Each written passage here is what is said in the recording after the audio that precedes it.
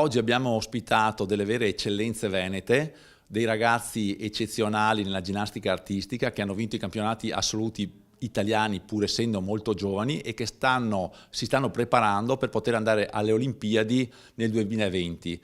Noi li abbiamo ospitati volentieri, li abbiamo premiati, quello che gli auguriamo è di riuscire a completare questo percorso, di arrivare alle Olimpiadi e di farci onore e di farci valere perché sono veramente dei ragazzi straordinari. Abbiamo visto gli esercizi che riescono a fare, sono cose incredibili. Questo sport meriterebbe sicuramente di avere molta più attenzione da parte del pubblico rispetto a quella che ha, perché qui si sviluppa veramente la tecnica, la forza, tutte quelle qualità che i ragazzi devono avere e che gli servono per qualsiasi tipo di sport. I 3 ragazzi che abbiamo premiato oggi sono i ragazzi che hanno conseguito il titolo nazionale di squadra di Serie A e hanno vinto il campionato a settembre a Eboli, vincendo tutte le 4 prove.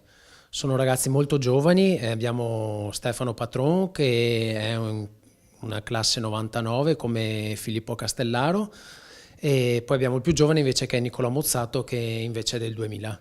Sono ginnasti molto promettenti, molto giovani e che ci prospettiamo a portarli in là con le loro esperienze. Speriamo, noi puntiamo sempre alle Olimpiadi, insomma, a Tokyo 2020. Il prossimo anno è un anno molto ricco di appuntamenti, avremo ad agosto a Glasgow, ci saranno gli europei, i campionati europei juniores e seniores, quindi li avremo tutti e 3 impegnati nella nazionale e poi invece a settembre avremo i campionati del mondo a Doha in Qatar, negli Emirati Arabi. Ringrazio la Regione per averci invitato e per essere sempre attenta a livello sportivo anche nei risultati.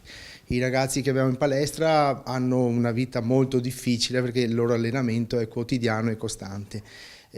Sono molto onorato di poterli accompagnare da qui fino al 2020, sperando in tutti i migliori risultati che possono avere. Io sono Stefano Patron, sono campione italiano assoluto 2017 al cavallo Comaniglia e qui ho i miei 2 compagni, finalista su molti attrezzi e vice campione italiano al corpo libero.